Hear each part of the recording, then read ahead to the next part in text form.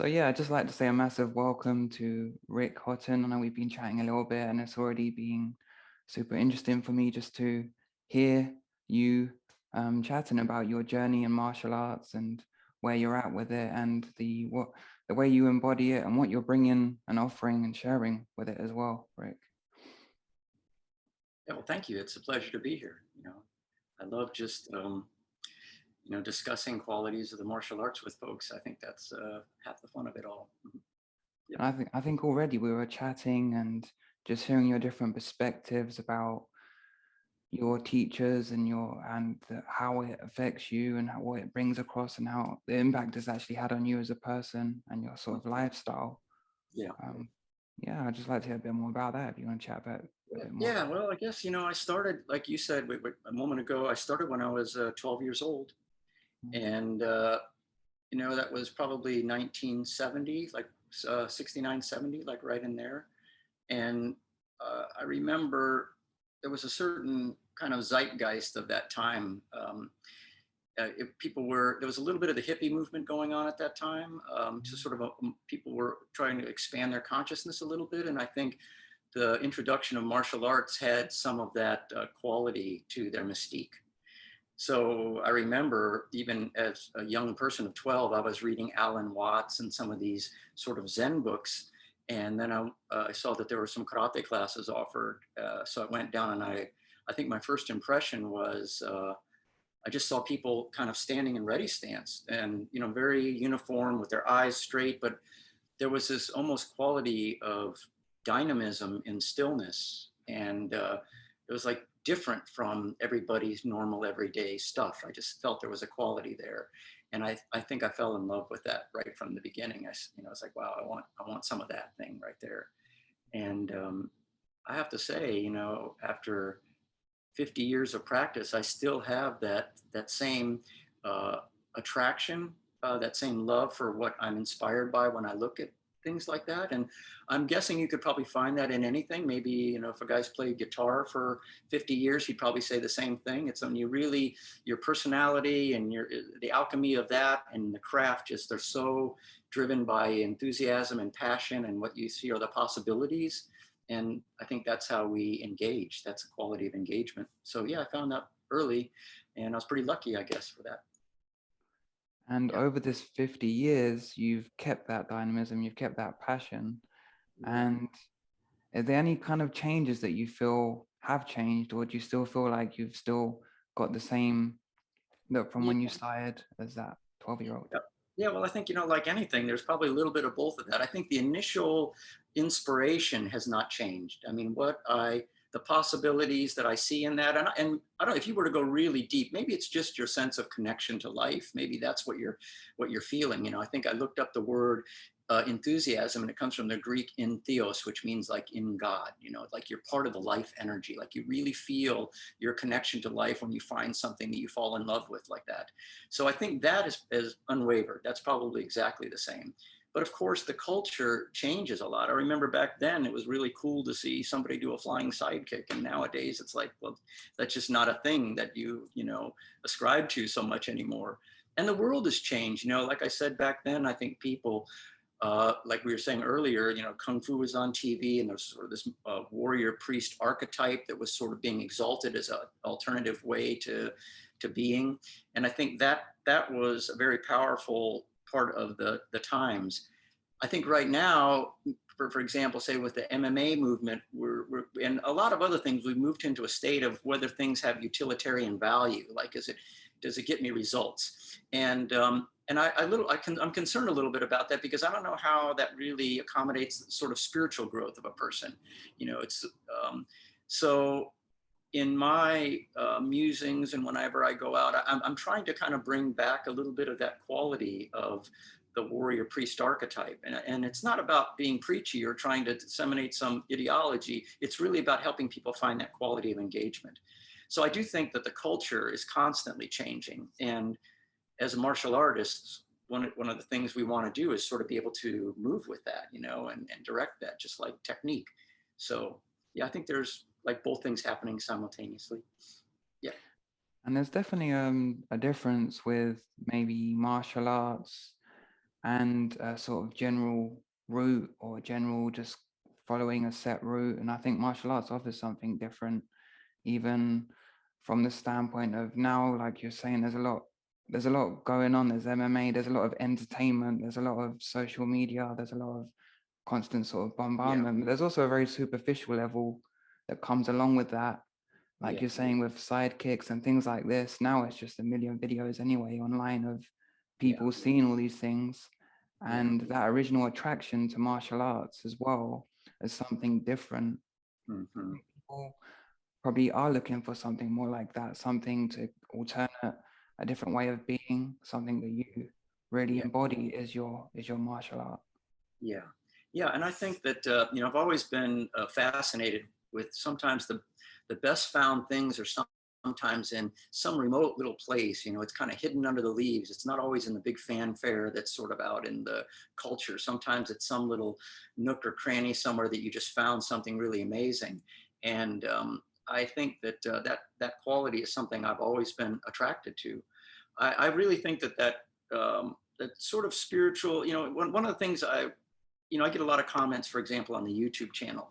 And the one that I tend to really appreciate are when people say they're inspired. I love that quality of inspiration. It's different than just how do you escape, say, a rear naked choke. Although maybe you need to do that because maybe someday somebody might do that to you. But Mhm. living is like a day-to-day thing, and if you can live in an inspired way, and that inspiration can infect others, and they can be mutually inspiring other people, then there's this energetic that is just different about the society. So I think that for me it's like the thing you don't see, but the thing that's really happening underneath the surface, kind of like tucked away in the place nobody looks. Yeah. Hmm. Yeah, and that martial arts etiquette, that way of being, that when you're in the dojo or when you're in your training space with your fellow training partners, how important is that to kind of take that out of that area and have in your everyday life? Yeah. Yeah, well, I think there is a difference between practicing a martial art and being a martial artist. And I think part of your ambition should be to seamlessly make what we do in the dojo, part of those lessons extrapolate into your everyday existence. I think in many ways, what we're really studying is how to study something, like how do you approach something? And there are qualities to that that probably need to be considered.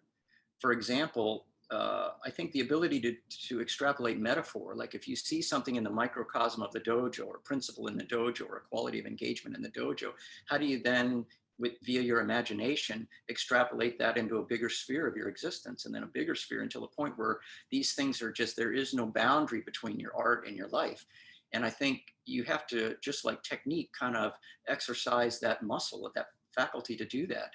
So, I had a good friend that just called me recently, and he's a bread maker in San Diego, and actually a very, very thoughtful guy. And he's probably got a reputation of being a very good bread maker in San Diego. And he called me, and he's like upset. He's like, "Do you ever feel like you just don't know anything about your skill?" And I'm like, "Absolutely, all the time. I feel that way. Like humility is almost something you have to keep growing. You have to have that what's around the next corner. You have to be hungry for that." And then he said, "Have you ever like just thought, he raises his own yeast and everything. Ever thought about just not feeding the yeast? You ever thought about quitting?" And I'm like, "Absolutely." So overcoming those times is like, how do you endure? That's a quality. So all these things are they're beyond learning a forward stance or this and that of technique, but it's how do you engage something with your totality, and how do you extrapolate meaning and find purpose in that. I think I would have quit karate a long time ago had I just seen it purely as an athletic endeavor. If I was not able to extrapolate these lessons into bigger spheres of my life, then I think I would have lost my enthusiasm for it. So yeah. And with that, do you feel like as a person, you're always more inclined to being this way or embodying things this way? Or do you feel like there were teachers that helped you guide you along that sort of path? Or what resonated with you? Yeah. Okay. So I think that I definitely would not. I do believe a little bit. Bruce Lee had a phrase: "There is no knowledge but self-knowledge." So I think, I have a thing where you don't really find salvation via the institution. You find salvation through your direct connection. But the institution, and let's say a teacher, for example, can often be a great source of inspiration, or they will provoke you to think in a way that you might not have thought of before. But the end game is not to see it from their perspective, but to find your own relationship. So, for example, when I train with my Aikido teacher, Matsugi Satomi Sensei, one of the things he does when he teaches a class, which is way different than I do, he doesn't say anything. Like I tend to talk a lot about, try to communicate what I'm feeling or whatever. He does the technique like one or two times, and then he expects you to go do it. And in the beginning, I remember 20 years ago, that was like really frustrating. It's like, but what happened was something very interesting. You learn to develop the acuity of your perception. Like, in the beginning, you see, what is he doing with his hands? And you kind of go back and you fumble. Then you're like, well, maybe it's his feet, maybe then you get a little closer. And then it's like, well, maybe it's the timing of his center relative to his partner's center. And then you're slowly kind of creeping in on the essence. And then it's like, no, that's not even it. It's sort of like almost how he just emotes, what his feeling is when he engages. And now you're kind of down to the essential. And if someone just kind of led you to that, I don't know if you would own it. You had to kind of develop your faculty of seeing. It's, I think, even in sort of Aboriginal and say Native American cultures, like learning to see is like the first step, like waking up and being able to perceive, like know what you're looking at, see the qualities that are operating what you're looking at something. And so, without saying anything, that was a marvelous lesson that probably shortcut a lot of my journey. So I got to give him credit for that. Yeah.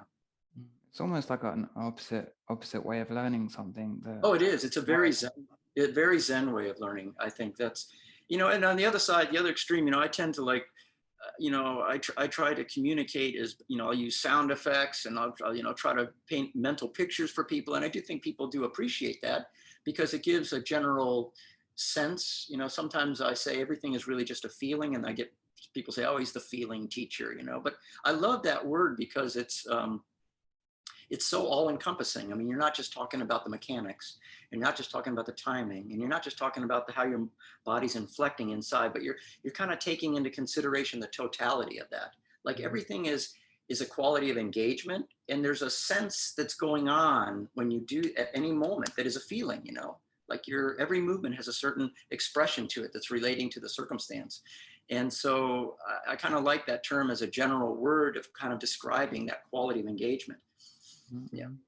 Yeah, have an intention behind everything you're doing, and just the energy that you're putting forward, or the way you're expressing it anyway, makes a massive difference. And I think, like I said earlier, one of the things that why I wanted to ask you for the interview as well is because 2 or 3 years ago I saw a video of you, just the way you were moving, the way you're expressing your art, and I thought, wow, look, that guy's, he's got it. He's got it, he's embodying it. And it's not something you always see in martial arts as well. You do see a lot of sort of generic, even in martial arts, a lot of sort of generics or maybe more staccato way of doing things. And that's probably to do with the way a lot of people do visually like to take things in and describe things. And it's kind of hard to grasp other aspects when it's more feeling based, right? Yeah. Well, like I said earlier, we were talking before the interview that Satomi Sensei has this expression where he says to be or not to be, and that's all he says, and then you're left to kind of decipher what that means in your practice. But that quality of being fully connected to the moment, like that will resonate in your practice. Like somebody that has that deliberate, and I don't want to say deliberateness is just the being able to look deeply at what's happening, like really feel the connection of that what's happening. That quality, that general quality, I think informs movement. I mean, you're not a little beat behind making sure your technique is exactly perfect because you saw it done this way in a prescribed book or something like that, but you're just kind of feeling your connection with the moment. And there's like, sometimes you almost have to slow down to be up to speed. You have to just really feel that. And I've gotten to the point where I really don't think too much anymore about my technique being picture perfect. Like my knee doesn't have to be exactly here or there. What I want is a movement that is connected to the moment in its totality. Like if I'm stepping, if I want to inflect my center to the front, then I'm going to step in something that resembles a forward stance, but I'm not going to be a slave to the construct. I want at some point break free of that and find a sort of spontaneity and a freedom of movement and the ability just to let my intention direct my art. And if my body has been trained well and is compliant then and relaxed, then my body will just sort of wrap itself around that intention. And so what you end up getting away from is this sort of starting and stopping and kind of what I would say, for example, in the karate world, is kind of like robotic looking karate, which I personally is like, I run away from that. Like I want my, like life is doing this. I kind of want my karate to be doing that and not starting and stopping and that sort of thing. So when you get that right, even in your own solo practice, it's almost like feeling like you're riding a roller coaster. There's like, it's like, there's almost like a musical element to it, if you know what I'm talking about. It's like, if you were having this conversation with a musician, they would probably say something like, well, of course, like in music, there's a line of music that's trying to communicate an emotion or something. And all the notes are doing is they're sort of assembling around that in order to communicate that line of emotion. And I would say in the martial arts, it's exactly the same thing. The technique is there. It's not the end all. It's just there as a vehicle to feel that connection. Mm. Yeah. Yeah, the movement is alive instead of. Yeah, it's got a vibrancy, and like I think people recognize, you'll feel it. You'll probably feel it more than, but people will recognize that. I think they will say, wow, that's not like this, thing that looks like. And of course, I grew up in an era where there wasn't video. We were learning karate out of books. So there was even more of a tendency to want to make that shape and then go and make the other shape. And, I don't think nothing stops. Life doesn't stop. Even when you're anchoring a stance and making a strike, internally your body is inflecting. There's movement inside that, and then you're off into the next thing. So it's just this sort of compression and wave that's sort of moving. That's in accordance. It's the to be of the to be or not to be thing. Yeah. And with your solo training, I remember in one of your interviews you spoke about training, out by yourself a lot, number one, but also outside under the moon and just I doing love that. training.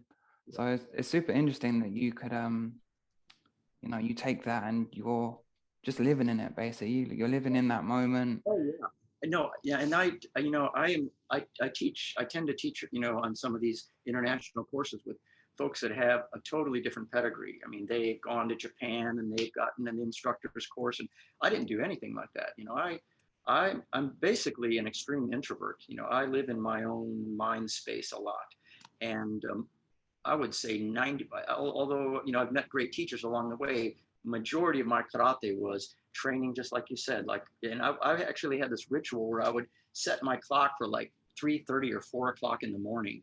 And I would get up when the rest of the world was asleep. Like something about that was like really mentally quieting for me, and I would go outside and I would train, and it was just like the wind, and there was something almost primal about it where you were there was absolutely no distraction. You were feeling what you were feeling, and you were on a hunt for epiphany. And I think that ultimately a self-guided practice is what we all do, really. It's, even in a given dojo, I would notice that, I would have numerous students, and although I'd be teaching the class exactly the same way, this guy, someone ran him off the road and he never wanted to feel disempowered. So he was training and getting that thing from his practice. And somebody here was, trying to have maybe a spiritual experience. And somebody over here was having a sporting experience. And what I came to realize was that it wasn't really what I was doing. It was the perspective that they were viewing it from. And that really got me thinking about, well, that's really what everything is. When Bruce Lee says there is no knowledge but self-knowledge, it's about dialing in your perspective. And when you're on the hunt for that. And so I kind of champion the cause as a bit of a heretic. I say, tell people, find your own karate. It's really like it's a relationship like anything. Like your relationship with your karate is going to be uniquely your relationship with your karate. And ultimately, I would say it should be a celebration of your life. You're here for a blink of an eye, and this should be some way that you engage your existence with a sense of grace with a capital G and a sense of enthusiasm. And I just think it gives your life more meaning. And, that's what it means, I think, to be a martial artist. So, yep. And that's really nice to hear, a way of teaching that you're allowing students the space to grow in their own way as Yeah, well, instead of, again, some martial arts can become quite strict with the way they want things, and even the students can, to a degree, really want to follow their teacher to a degree that it's almost like imitation. yeah, and I get and that. mm, Yeah, and I'm mm, not totally putting down the institution because there's great wisdom to be found there. But I think it's like raising a child. Like you want to really give a person going into the world the capability to go into the world. You don't want them to always be dependent upon you. And I think sometimes the orthodoxy, without really even knowing, it's become self-serving. It's like everyone's going to do it this way because there's a standard and we should all follow this standard, and they can make a rationale for that. But then all of a sudden people get married to that, and then I think their personal identity and it gets invested in that. And so I would say there should always be a quality of liberation. A great teacher one time told me, he said, a freed bird, when you let it out of a cage, always flies up. You want a quality of liberation to your experience, because that's really, I think, what's going on.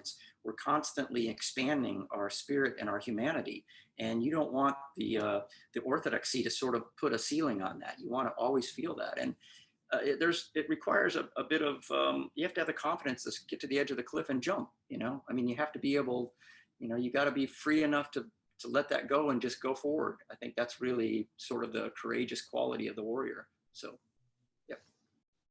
and with your community that you are teaching and with at Yeah. the moment, Yeah. I'm interested to hear how that is maybe evolved. Has it Yeah. changed over time, your way of teaching as well? Yeah. Yeah. Okay. So well, so the way that all kind of happened, and like I said earlier, I really am an introvert.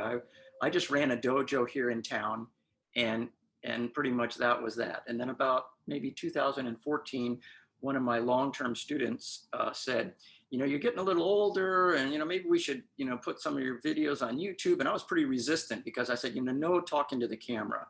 I don't want to be the guy telling everyone to do their karate this way as opposed to that way. And he said, no, we'll shoot it kind of voyeuristically, kind of like a fly on the wall. And I was like, maybe, but we did. And then, the channel just took off, which is, I was like kind of blown away by that. And it was a huge step for an introvert to then go, because then I was teaching all over. I was in Europe like half the year or wherever teaching, or in Canada. And one of the things I found was that there's a kind of a political thing in the martial art world where if you belong to one organization, sometimes you're not allowed by the higher ups to train in this organization. And I just felt that didn't honor the quality of people I was meeting, because I was meeting some really amazing people. And these guys, they said, well, we couldn't invite that dojo because, there's some political difference. And then I go train with those guys and they were great. And they said the same thing about those guys. So I thought, this is just not right. I mean, something's not right here. So I thought, what it should do is we should have a community that was almost like a platform that everybody can land on. Like, they can keep their affiliations, but there should be a common ground where the conversation can be started again and we can learn to inspire one another.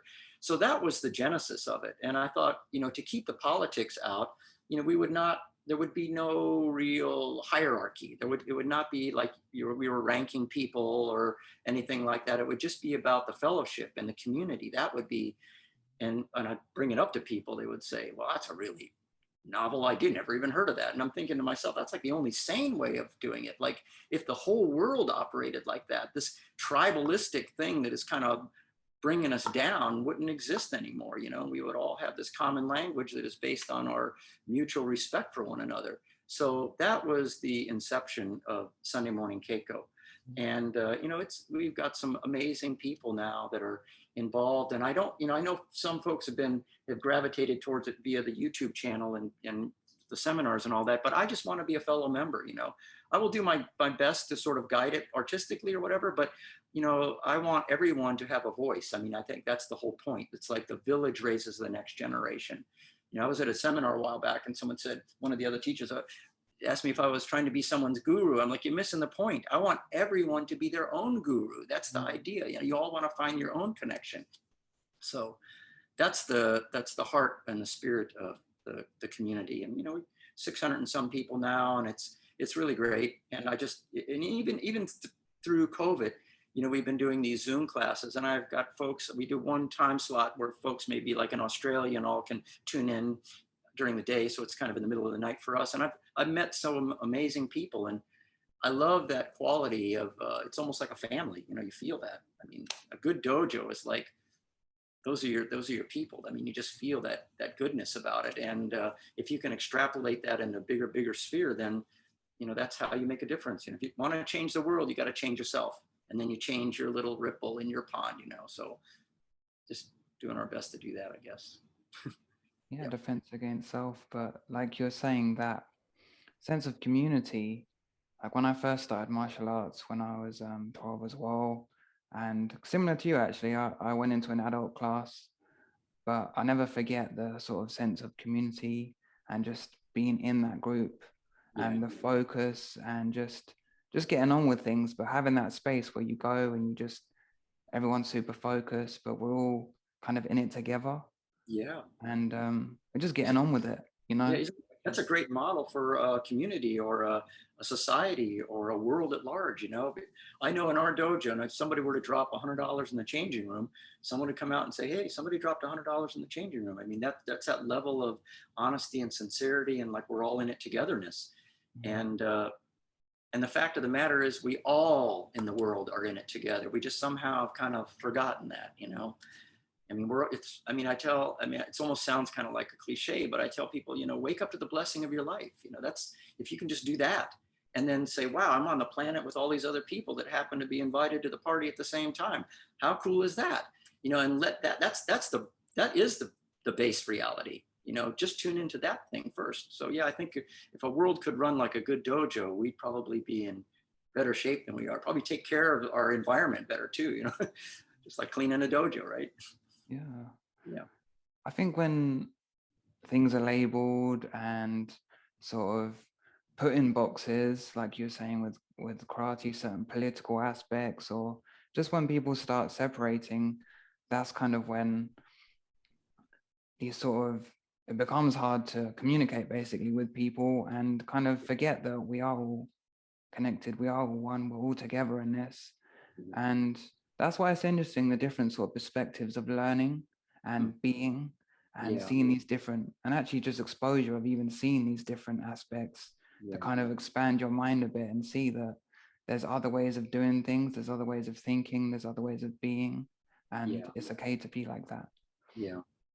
And again, I would say that, if we were two guitar players right now, or two poets or whatever, we'd probably be having a very similar conversation. So it's like when we say karate do, it's like, how do you encounter the way? It's like we're using karate to encounter the way. Just like, chado is the way of tea, but most people would know it's not just about quenching your thirst. There's something else there that is learned through that process. And so I think that's what we're looking at, is to sort of feel that connection to the everything. Yeah. I'm also interested to pick your mind about, because I know you're talking about archetypes, a bit about mythology as well. What are your thoughts on mythology? Kind of slightly, maybe a bit, kind of, I think, connected anyway, but. Yeah, well, I long ago did not think the myth was the untruth. The myth is like the deep truth, and the archetype is like the mythology is there. It's like, it's deep in our mind, and it manifests in different forms in storytelling or whatever. But if you dig down really deep, you find the essence. The essence actually lies in the mythology. And the archetype is almost like a conduit or a character. For example, I know when I was drawing I also drew a cartoon, a syndicated daily comic strip. And I was blown away when I was drawing that thing, because I'd never gone to school to, some people can get a Bachelor of Fine Arts in comic strip writing, but I didn't do that. I just started drawing pictures. It was like, I had an angst and I couldn't play the guitar, so I just started drawing pictures of that. And it's interesting because it's this very minimalistic sort of pictograph narrative, almost like the cave painter. I threw a spirit of buffalo and it missed and the buffalo chased me, and I paint the story on the wall of the cave. And that's really what the comic strip writer is, sort of a minimalistic storyteller in that regard. And by virtue of being minimalistic, what I found was happening, I was really fascinated, was in the imagery, you would be drawing archetypes. Like, I was like, whoa, you know, like I would always draw like this little skull, like in my character would be maybe in a desert or something. There would be a little cow skull in the corner. I'm like, why do I keep drawing this little cow skull in the corner, you know? And then I'm like, oh, that's probably death. That's like your mortality always over your shoulder, you know? And it's just manifesting in this thing that I can't really quite articulate, but I can sort of feel. Or my character would be like, I remember a friend of mine, uh, well, actually, there's a story behind this, but I was at a zoo, and I'll tell you this real quick story. I was at a zoo, and I was in this little cave exhibit where these reptiles were, and man, I don't know what I just something came over me. I was just like my hair just stood up, and um, I had almost like tears of joy coming down my face. I was just like, whoa, what is going on? And then I went outside, and I was looking at stuff, and everything looked perfect. I mean, I get like the alligators were perfectly alligators, and the wind going through the tree was perfectly the wind going through the tree. And I just was like overwhelmed with this almost ecstatic kind of euphoria. And then it was just so remarkable. So then a while later, I was reading a book, a martial art book of all things, and there was this quote in the book, and it said, now here is my secret, a very simple secret. It's only with the heart that one can see rightly. What is essential is invisible to the eye. And when I read that, I'm like, that guy saw it too. That's exactly what I saw, what he articulated it, because I was like, as if I was seeing with some other sense, you know, like a heartfelt connectedness sense. So then I went to my work, and I was telling a coworker about it, and he goes, oh, that's a quote from Anton Saint-Exupéry, who wrote The Little Prince. And I'm like, really? He said, oh yeah, I know that quote. And have you ever read the book? And I'm like, no, I never read the book. And he said, well, I went over to the library. It's a very famous book, kind of a children's book, but not, you know, a very deep book actually. So he brought the book back to me, and I opened up the book. And so the Anton Saint-Exupéry actually did the illustrations in the book along with writing the text. And so the first thing, there's Little Prince standing on the edge of a cliff. And I'm like, wow, I have the same drawing of my cartoon character standing on the edge of the cliff. And I turn the page, there's Little Prince looking through a giant telescope. Wow, I got the same drawing of holy moly, looking through a giant telescope. Now I'm kind of trembling, and I'm turning the pages, and like the stars were drawn the same way. I mean, there was all this stuff in this book was like, I was like, what is going on here? You know, like how I either have seen this book before and it's deep in my mind, but I could not ever recall that ever happening. And then a really, really strange thing happened. I'll bore your audience with the story, but so then I was tutoring math at a college at the time, and a young lady came in, and she said, I'm thinking about changing my major from art historian to a psychologist. And I said, oh, that's cool. I said, but I don't see you as any normal psychologist. We were, you know, trying to alleviate her fear of math. I see you as a kind of a mystic psychologist. So I said, you're going to work out of a place that looks like this. So I drew this little house, like a thatched roof little house, and a tree and a lantern. And I looked up, and she's like white. She's staring at me, and she's like, how did you do that? And I said, no, this is where you're going to work. She goes, no. And then she opens up her notebook, and she has the same drawing in her notebook. Wow. Oh yeah. And then she's actually slightly disturbed, like and she gets up and leaves, you know. And I was like, oh my goodness, you know. And wow. Yeah, so the thing is that I think everything does connect at some level. Mm-hmm. And maybe those archetypes are almost like a channel into that sort of collectiveness. You know, Carl Jung had this idea of what he called synchronicity. You know, it's a casual coincidence, like some things that just can't be coincidence. They have to be something different than that. And it's like you're tapping into like this sort of collectiveness. And when I was drawing the comic strip, I think those archetypes were sort of the gateway into that.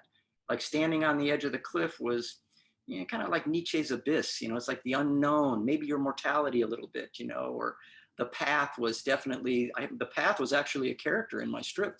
And I remember when I first submitted it to a syndication company, that the guy was like, what are all these characters? I've never seen a comic strip with a bunch of different characters. And I'm like, yeah, well, the path, everything, the path's a character. The guy goes, the path's a character? And I'm like, absolutely, the path's a character. The path's a character inviting everyone to live their own authenticity, you know, like find your own bliss, you know, like listen to your heart, you know, do that thing before you do anything else. And so, you know, it's a, you know, to be or not to be really is what it comes down to. Yeah. I didn't mean to get derailed there, but that's an interesting No, no, story. it's so interesting. It's part Yeah. of, it's part of who you are, and I'd like to know a bit more about your.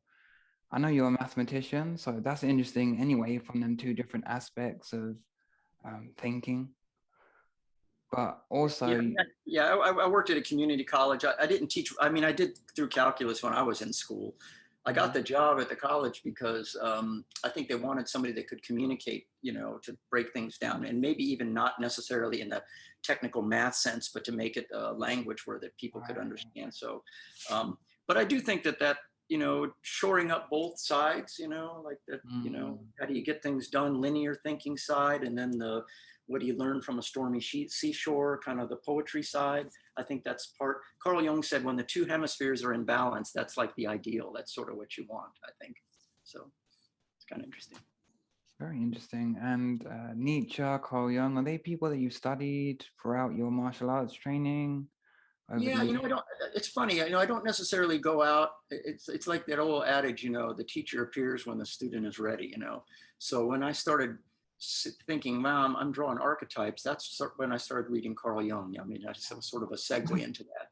And then when Satomi Sensei came into my life, I was looking for, somebody that was a little further down the road. Maybe almost like a paternal kind of father figure, and I put that vibe out. I was like seeking that, and somehow he shows up, So sometimes it's all about the quality of questions you ask. Sometimes I'll tell people that if there is a secret to studying martial arts, it's like, what is that? Listen to your inner dialogue. Like really think of the quality of questions you're asking yourself, because that's what's guiding your practice more than anything. Yeah. So.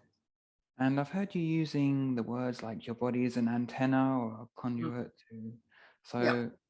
so I think that fits in with Yeah. it, with what you're saying really, is Yeah. thinking of yourself as an antenna and a conduit and what you're putting out there and what you're receiving. Yeah. Yeah, well, I think even structurally, I mean, and this is just my sense of it, but I think your brain, your central nervous system really represents you, and what's pretty neat about the martial arts, I think it is very healthy for us neurologically. I mean, developing bilateral coordination and timing and this very attunement, mind body sort of attunement, I think is probably beyond like if somebody that didn't do something that challenged those faculties. So I think, and then your organs and your sinew and your skeleton and muscles and all are kind of designed to keep that thing moving through the world. So it's like how you're connecting to life via your central nervous system and your senses. So it's your consciousness in a way, like how it connects to the collective consciousness. I think martial arts are teach, even from the beginnings, to have this sort of elongated sort of shape to your structure, and your shoulders down and your eyes way out at an infinite point. Just it's almost like a quality of engagement. Mm. I was even reading Jordan Peterson's book, and it's like the number one thing is stand up straight. And I'm like, yeah, I could have told martial art people know that. If you're a musician and you're studying the Alexander method, it's postural training. How do you sit with that sort of composure, and how do you engage your instrument with that kind of composure? So those are like performance qualities. And I would say there's not really any separation between the mind and the body. I mean, it's all prevalent, and how we carry ourselves and how we engage defines our experience at any point in time. And I think that's that's something that we should thoughtfully consider in how we go about our day, essentially. Yeah. Yeah, and definitely your perspective on how you're taking everything in, and like you're saying, how you perceive the outer world as well the whole time really is a reflection kind of yourself, Yeah. how you're feeling and everything. So it's really interesting to come from that standpoint, especially with martial arts that I think really should have them sort of ideas and motives behind it, because it is a movement based platform for you to experience things yourself. So coming from there and sharing that with people, sharing that with your community, is it's nice to see someone doing that, Oh, basically. well, I appreciate that. Thank you. And, I was thinking, for example, someone asked me the other day about Aikido, and I was thinking to myself, when Sensei, Weishiba Sensei, I don't really see Aikido as necessarily a physical thing that produced the philosophy. I see it almost the other way around. Like there was this philosophical approach and probably to some degree based on post Second World War. It's like, bombing the heck out of each other probably isn't getting us anywhere. So maybe there's a different way of dealing with conflict. And so via that sort of philosophy, the technique sort of emerged from that. And you see qualities when you're, and what's beautiful about it is it's not like you just read a book and say, wow, that's a lovely idea and I can intellectually grasp it. It's actually realized. Like there's something different between understanding something and realizing something. Like understanding is kind of viewing something from afar and appreciating it, where realizing something is like you've been there, like you feel it and you gain ownership of that. And when you experience these things in technique, like when you, for example, like what you were saying, it's like one of the principles would be in Aiki is that you don't really go outside of your sphere to affect things out there. Like you bring your uke into your space and your center becomes sort of the center of the universe at that point in time. And so, and then you're able to control and dictate the outcome. And if you extrapolate this, well, how much of our lives are spent in frustration because we're always trying to go outside of ourselves to affect things that really are not.